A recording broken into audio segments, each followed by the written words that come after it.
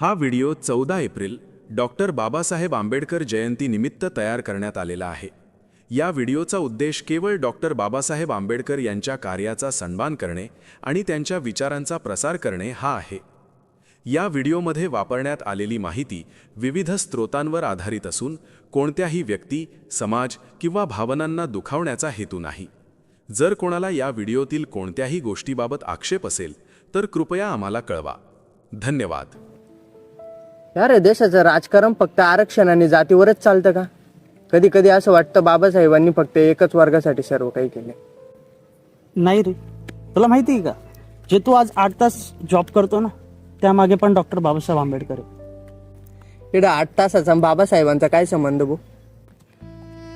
आधी ना 12 ते 14 तास काम करावं लागायचं. हे जे 8 तासाचं काम आहे ना, हे बाबासाहेबांमुळे मिळालेलं आहे. भारतातल्या रिझर्व्ह बँक ऑफ इंडियाची जी स्थापना आहे ना, ती बाबासाहेबांच्या the problem of the rupee या पुस्तकावरून आधारित आहे. तुला माहिती, भारतातले वीज प्रकल्प, जल व्यवस्थापन जसे की हिराकूड आणि दामोदर व्हॅली, हे सगळे नियोजन त्यांनी केलेले.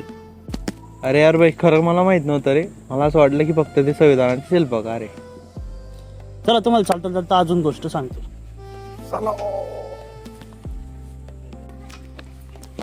आपल्या घरच्या ज्या स्त्री आहेत ना, त्यांना समान नोकरी किंवा संरक्षण आणि त्याच्यानंतर मॅटर्निटी बेनिफिट्स म्हणजे प्रसूती रजा, हे बाबासाहेब जेव्हा मजूर मंत्री होते ना, तेव्हा त्यांनी केली.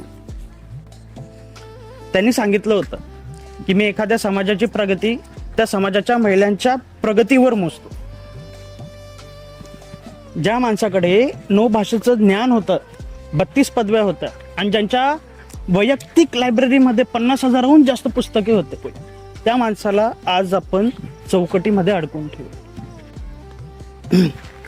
ते फक्त एका समाजाचे नेते नव्हते, तर आधुनिक भारताचे निर्माते होते.